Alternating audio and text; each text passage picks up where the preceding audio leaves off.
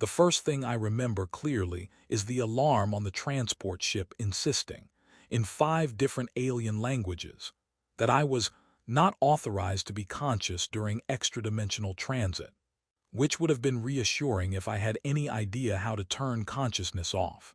I was sitting, well, strapped in something that pretended to respect the concept of sitting, when the Earth below me stopped looking like Earth.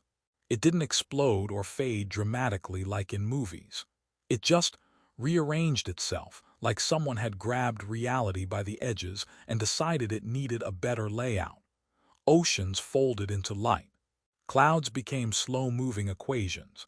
My stomach filed a formal complaint and immediately lost the appeal process. The ship's interior was full of polite chaos. There were no visible pilots, only floating panels of shifting symbols that occasionally blinked at me like they were disappointed I existed. A small hovering orb kept circling my head, projecting translations that were almost helpful. It once translated "calibration complete" as "you are now approximately someone else's problem." That was when I first heard about her. Not directly, of course. First, it was through the ship's announcement system, which spoke with the tone of a librarian who had accidentally been promoted to godhood. It said I was being transferred to the court of the Dominion Sovereign, the one humans apparently referred to in rumors as the Queen who never repeats herself.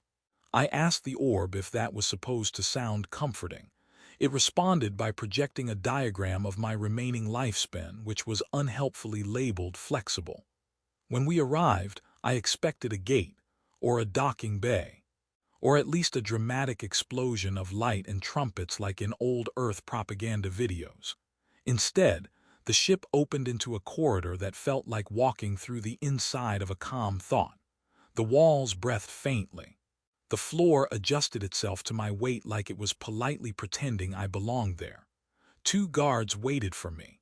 They were tall, layered in armor that looked grown rather than built, like someone had convinced metal to evolve into etiquette.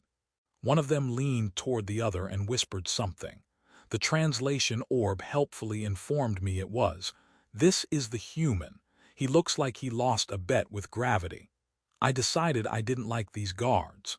They escorted me through a sequence of chambers that escalated in absurdity. One room contained a floating table arguing with itself about diplomacy. Another room was filled with what looked like stars arranged into paperwork. At one point, I passed a hallway where time appeared to be malfunctioning. People were walking forward while their shadows arrived 5 seconds earlier and looked embarrassed about it. Eventually, we reached the throne chamber. It wasn't a room so much as an agreement between architecture and infinity. The ceiling showed galaxies folding like paper cranes. The floor reflected nothing, which made walking feel like a philosophical choice. And at the center stood her. The alien queen looked human at first glance in the same way a supernova looks like a light bulb if you squint and ignore the existential implications. Her face was calm, precise, almost familiar in a way that made my brain uncomfortable, like seeing a dream you weren't supposed to remember. But then you noticed the ears. They were long, elegant, extending slightly past her hairline like sculpted crescents of pale luminescence. They shifted subtly, not randomly but with intention, as if listening not just to sound but to probability itself. When she turned her head, it felt like the universe briefly reconsidered its opinion of silence. Everyone in the room stopped moving except me, which I assume was a mistake on their part. Her gaze landed on me. Not like a spotlight, more like a system update deciding I was relevant. "So," she said, voice calm enough to make alarms feel unnecessary, "this is the human asset." I raised a hand slightly. "Hi, I think there's been a mistake." A nearby advisor made a choking sound that might have been laughter or professional despair. The queen tilted her head. Her ears shifted slightly, like tuning forks adjusting to curiosity. "Mistake. I was supposed to be on vacation," I said. "There was a beach, probably sunscreen involved. Instead, I got abducted by very polite geometry." One of the guards looked offended at the word geometry. The queen studied me for a moment longer than was strictly comfortable. Then she gestured, and the air between us displayed images, entire star systems, fleets, cities built inside hollow comets. They rotated slowly like offerings placed on an invisible altar. "You stand in the presence of Dominion authority," she said. "You will be granted selection, anything, wealth across clusters, command of expansion fleets, neural immortality, entire world shaped to your preference." I blinked. Do I get Wi-Fi with that? Silence fell so hard I was pretty sure it achieved mass. The orb whispered something that translated as, "Do not ask about Wi-Fi in front of sovereign entities." "I'm just saying," I added quickly, "it's a fair question. Immortality is great and all, but if I can't load anything, I feel like I'd get bored eventually." One of the floating court officials fainted in midair. They just turned sideways and stopped existing in the standing position. The queen, however, did something unexpected. She smiled. It wasn't a big smile. It was small, almost private, like a thought she hadn't intended to share. Her long ears shifted subtly backward, a motion I would later learn was the closest thing her species had to amusement leaking through control. "You are not behaving correctly," she said. "That's kind of my specialty," I replied. A ripple moved through the chamber. Not hostility exactly, more like confusion trying to organize itself into concern. The queen raised a hand. The room quieted instantly, like reality had remembered she was in charge. She stepped down from the elevated platform and walked toward me. Each step made the air feel slightly more awake. "You do not request dominion," she said. "You do not negotiate status. You do not calculate advantage." "I mean," I said, "I did calculate it once, but I ran out of calculator halfway through." One guard made a sound like a suppressed system error. She stopped in front of me, close enough that I could see faint patterns moving beneath her skin like slow constellations trying not to be noticed. Her presence wasn't heavy. It was precise. Like standing too close to something that understood everything about you before you finished becoming you. "Tell me, human," she said, softer now, "what do you want?" I hesitated. That seemed to confuse her more than any insult could have. Because in this room, surrounded by impossible wealth of reality, every answer was expected to escalate toward ambition. Power, escape, revenge, survival. Something dramatic enough to justify cosmic attention. Instead I said, honestly, right now I just want to know if your ships have anything to eat that doesn't taste like it's judging me. A pause. Then, against all expected protocol, the queen laughed. It wasn't loud. It didn't echo. But it changed the room in a way that made several instruments of interstellar governance briefly recalculate their purpose. Her ears lowered slightly like she had forgotten to keep them perfectly aligned with authority. "That is," she said carefully, as if testing the shape of the words, "a highly inefficient response." "I've been told that before," I admitted. She looked at me for a long moment again. Longer this time. Not scanning. Not evaluating.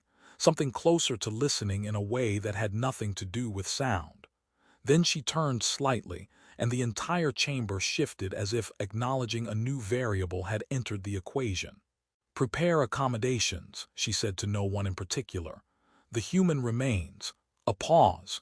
"And ensure," she added, glancing back at me, "that whatever he considers food is made available." I raised a hand. "Do you guys have ketchup in the galaxy, or is that too advanced?" The guards did not respond, but I could swear the universe itself sighed. I woke up thinking I was still on Earth for exactly 3 seconds. That illusion ended when my bed politely adjusted its gravity preference and rotated me 90 degrees, so I could admire a ceiling that was clearly not designed by anyone who understood sleep hygiene. It shimmered with slow-moving star patterns, like the universe had decided insomnia was a decorative choice. A small floating orb hovered near my face. It said, in its usual overly calm translation voice, "You have been relocated within the Inner Dominion Palace complex. Your survival probability remains emotionally uncertain." That's one way to say good morning, I muttered. The orb spun slightly, as if proud of itself. My room was not a room in any meaningful human sense. It was more like a polite pocket of reality assigned to me out of curiosity. The walls weren't fixed. They were suggestions that occasionally decided to become slightly more solid when I leaned too hard. There was a chair in the corner that kept trying different shapes, as if it hadn't yet committed to the concept of sitting. I tested it anyway. It briefly turned into a cube, then apologized by becoming a slightly more comfortable cube. A tray appeared beside me, floating in with ceremonial dignity. On it was food that looked like it had been designed by someone who had only read about breakfast in ancient archaeological records. One item pulsed faintly. Another item made a sound like distant jazz when I touched it. I stared at it. "Is this edible?" I asked. The orb paused. "Define edible. That's not reassuring. It is technically safe for consumption by your species-adjacent biological structure." Species-adjacent. The orb rotated. "You are very far from your original environment." I took a bite anyway, because curiosity and bad decisions share a common ancestry. It tasted like strawberries arguing with electricity. Not unpleasant, just aggressively philosophical. I chewed slowly, trying to decide if I had made a mistake or discovered a new genre of food. A voice came from the doorway. "You survived the nutrition protocol." The queen stood there again. No dramatic entrance this time. No shifting throne room. Just her, leaning slightly against the frame as if she had decided doors were optional but still occasionally entertaining. Her long ears tilted subtly forward like she was listening to my chewing pattern for political implications. "I think survived is generous," I said. "I think I just made peace with it." "That is unusual," she replied. "Yeah, I get that a lot." She stepped inside. The room adjusted itself in response, lighting shifting subtly brighter, like reality itself was trying to appear professional. I noticed it did that whenever she entered anywhere. The universe clearly had performance anxiety around her. She looked at the floating tray. "You did not request modifications." I didn't know I could request modifications. Her gaze sharpened slightly. "You can request anything." "Right," I said. "I keep forgetting I'm in the anything part of the galaxy now." She moved closer, watching me carefully, not like a ruler assessing a subject, more like someone trying to understand why a tool refuses to behave like a tool. "You were offered Dominion selection," she said. "You asked for food stability." "Yeah, well," I said, "food instability has caused me emotional trauma in the past." A pause. "That is not recorded in your species' strategic profile." "Give it time," I said. "We're evolving in weird directions." One of the palace drones drifted in behind her, projecting court updates in glowing symbols. I caught fragments. Fleet expansions, border negotiations, a minor rebellion being politely erased from probability. Normal space empire stuff, apparently. The queen didn't even look at it. Instead, she watched me finish the strange breakfast, as if the act contained information she couldn't extract from any databank. "You are not afraid," she said. "I mean," I said, "I'm currently living in a building that may or may not be alive, and I just ate emotional lightning. I'm at least mildly concerned. That is not fear. Give it a few minutes." For the first time, she seemed slightly uncertain. It was subtle, but I noticed it. Her ears shifted in a small, almost imperceptible correction, like she was recalibrating something internal. Then she gestured. The air beside her opened into a floating display. Star systems unfolded like petals. Fleets moved across them in silent choreography. Entire civilizations flickered in and out of administrative existence. It was beautiful in a way that made my brain feel underqualified. "This is the Dominion," she said. "Order across 17 spiral regions. Compliance efficiency at 99.98%. "Impressive," I said. "What happened to the other 0.02%? They became lessons." "Ah," I said, "classic educational curriculum." One of her ears twitched. I think that was amusement again. She stepped closer to the display and pointed at a moving cluster of ships shaped like geometric birds. "Expansion Fleet Theta 9, she said. "They will secure the Hellion corridor within 6 cycles." "Cool," I said. "Do they get snacks too, or is that just me?" She looked at me. A long pause, then, "They do not require snacks." "Sounds like oppression," I said. That earned another small shift in her expression, not quite a smile this time. Something like she was trying not to. "You are difficult to categorize," she said. "That's my resume, basically." She turned off the display with a thought. The stars vanished like they had been politely dismissed. For a moment the room was just quiet. Then she said something that felt less like command and more like curiosity slipping through armor. "Why did you remain?" I blinked. "Remain?" "In the chamber," she clarified. "You were given exit clearance. You could have left." I thought about that.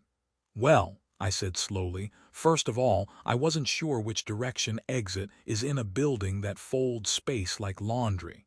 Second of all, your guards looked like they were one bad joke away from declaring me a diplomatic incident. They would not have harmed you without instruction. That's not comforting, actually." She tilted her head slightly. Her long ears angled as if catching something in my tone. "You do not trust authority." "I barely trust elevators," I said. "Authority is just elevators but with opinions." That did it. She laughed again, shorter this time but real. And the sound did something strange to the room.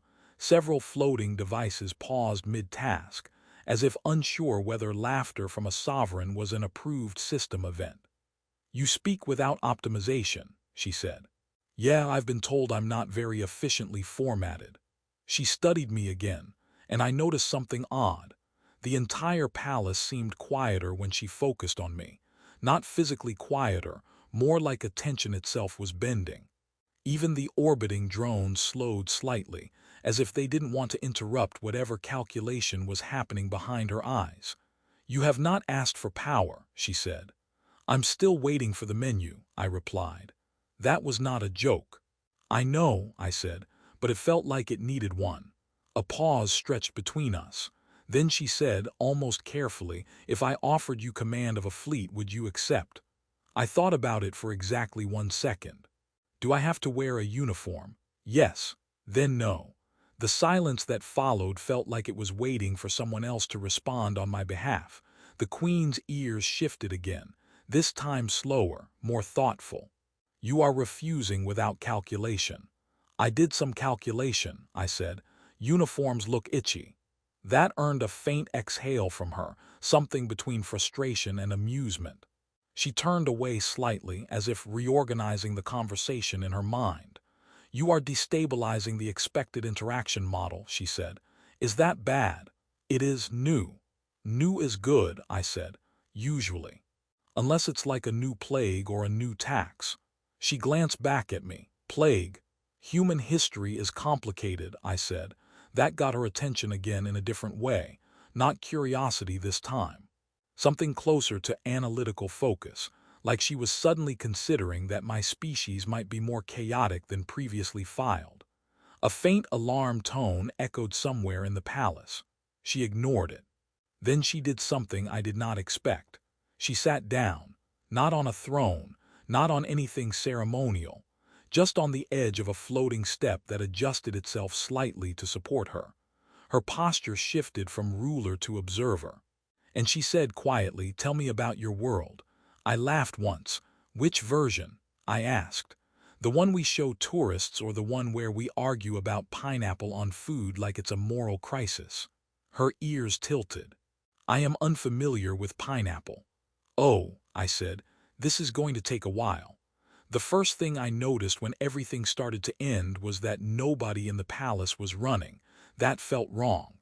In my experience, whenever reality begins to unravel, even slightly, someone is always running, shouting, or at least dropping an important clipboard. But here, the Dominion Palace was calm. Too calm. The floating drones kept their steady orbits. The walls still behaved like polite suggestions of architecture. Even time, which I had learned was apparently a negotiable substance in this place, was continuing its shift with annoying confidence. I was sitting in the same shifting chair that had now fully committed to being a chair out of what I assumed was affection. The Queen stood across from me. Her long ears were angled differently than before, less observational, more alert. Not fear exactly, something the universe clearly hadn't given her much practice with, but attention sharpened into seriousness. That alone made the room feel different, like gravity had remembered its job. An alarm finally sounded. It was soft, which in hindsight was the most terrifying part. A floating interface erupted in midair between us, projecting fragmented reports, outer system anomalies, fleet communication failures, probability distortions in controlled regions. Words like instability, cascade, and unexpected humor in command nodes floated past. I blinked. Did that say humor malfunction? The Queen didn't look at the display. Yes, she said. That feels like a very specific problem. It is spreading. I leaned forward slightly. Is that bad? She paused for a fraction of a second too long. Then, it depends on whether it reaches the core logic systems. That sounds like a yes, but we're trying to be polite about it kind of situation. One of her ears twitched. Your phrasing is inaccurate but emotionally aligned. I had been here long enough to understand that meant. Yes, we are in trouble. The palace shifted. Not violently, not dramatically, just slightly off rhythm like a song missing a beat only trained listeners could hear. The floating drones hesitated mid-pattern. The star map ceiling flickered, showing the same galaxy twice like reality was buffering. The Queen raised a hand. The air stabilized instantly. She was still in control, but now I could see the effort behind it. She turned to me. You are the anomaly, she said. I raised both hands slightly. I would like to officially state for the record that I have done absolutely nothing galactic today. That is the problem. I frowned. That's unfair. I ate your weird lightning breakfast and didn't die. That's participation. A sound that might have been a laugh tried to form in the corner of the room and was immediately suppressed by a passing security drone that looked deeply offended by the concept of levity. The Queen stepped closer. This began after your arrival, she said. Systems that were absolute began introducing alternatives. Command chains generated unnecessary questions. Fleet logic began requesting snack breaks. That wasn't me, I said quickly. I only influenced snack culture on a small, local scale. Her gaze narrowed slightly. Then she said, you refused power. I still refuse it, I said. And yet systems now simulate refusal as an option. I stared at her. That sounds like a compliment and a lawsuit at the same time. A distant section of the palace flickered again. This time, the ceiling showed a star cluster briefly rearranging itself into what looked suspiciously like a confused smiley face before correcting itself. The Queen noticed. Her expression tightened. The Dominion was built on absolute coherence, she said. No contradiction, no uncertainty. That sounds exhausting, I said. It is efficient. Still exhausting. She didn't respond immediately. That pause mattered. Because I realized something I hadn't before. She wasn't just observing me anymore. She was measuring whether her system could continue existing with me inside it. The alarm intensified slightly. Not louder, more frequent. Like reality itself had developed a nervous tick. A fleet projection appeared, showing expansion units hesitating at border zones, their geometric birdships breaking formation for milliseconds too long. That tiny hesitation repeated across systems like a contagious thought. I pointed at it. Okay, I'm going to guess that's not standard military behavior. No, she said, and the cause is me doing nothing. Yes. That's the most offensive accusation I've ever received. Her ears angled back slightly. Your presence introduces non-deterministic variables. I leaned back in my chair. It politely adjusted. So what you're saying is, I said slowly, your entire empire runs on predictability and I'm basically a walking what-if question. She hesitated again. Yes, I considered that. Then I said, honestly, I thought I'd be more dangerous. Like lasers or mind control or at least a cool cape. This is worse, she said. I blinked. Worse than lasers. Yes. That feels exaggerated. A drone passed behind her, projecting a warning. Core logic drift detected. The Queen raised her hand again, and the message vanished instantly. But now I could see it too. Not the message, the strain behind her control. She was holding the Dominion together the way someone holds a glass surface that is already cracking but refuses to acknowledge it's fragile. And I realized something else. She wasn't angry, she was interested. That was probably worse. You are not a weapon, she said quietly. Thank you, I offered, but systems behave as if you are. I scratched my head. I promise I'm not doing anything on purpose. I believe you, she said. That surprised me more than anything else. Then she added, that is also the problem. Silence. The palace flickered again. This time, the throne chamber itself momentarily showed multiple versions of us, different possible conversations branching out like unstable timelines. In one, I was giving speeches. In another, I was asleep on the floor. In one particularly offensive version, I was apparently in charge and looked extremely confused about paperwork. I pointed at it. Please tell me that last one is not real. It is a projection of probability drift. I would like to formally reject that probability. She almost smiled again. Almost. Then she turned away slightly, and for the first time since I met her, she didn't look entirely like she knew exactly what came next. I built an empire that does not deviate, she said. Deviation is removed before it becomes history. I nodded slowly. Yeah, that's usually how tyrannies go. She looked at me sharply. I did not say tyranny. I didn't say you did, I replied. I said history has a pattern. That made her quiet again, not defensive, just thinking. The alarm reached a peak, and then softened, like something had changed its mind. A new report appeared. Core instability localized to central audience field. The Queen and I both looked at it, then at each other. That's us, I said unnecessarily. Yes, she agreed. A long pause followed. Then she said something I didn't expect. If I remove you, the system stabilizes. I nodded, probably, but the drift continues to increase elsewhere. Also probably. She studied me. You are not malicious. No, I said. I'm barely organized. Her ears lowered slightly. Not sadness. Something closer to acceptance of complexity. For the first time she stepped back, not from fear, from choice. I do not know how to rule a system that includes you, she said. That's fair, I replied.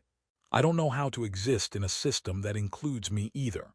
That got a short breath of something like laughter again. The palace stabilized slightly in response. Like it liked that. That was the moment she made her decision. Not a command, not a decree, a restructuring of understanding. She raised both hands, and instead of suppressing the instability, she redefined it. The systems did not collapse, they recalibrated, slowly, carefully. As if the Dominion itself was learning how to breathe differently. The alarms faded. Not gone, just quiet. The Queen exhaled, a rare thing. Then she looked at me. You remain, she said. I blinked. That's your solution. You are not an error, she said. You are an alternative state. That sounds less flattering when you say it like that. Her ears tilted slightly. Then, unexpectedly, you may continue requesting food that does not taste like emotional lightning. I smiled. Thank you. A pause. Then I added, can I also request ketchup now, or is that still a dangerous cultural artifact? She considered it. Then, for the first time since I arrived in a galaxy of impossible rulers and obedient stars, she said, I will have it studied. And just like that, the universe didn't end. It adjusted, not around domination, not around perfection, but around something far more unstable and far more alive. And I realized, sitting there in a palace that had learned how to tolerate questions, that I hadn't changed the Queen by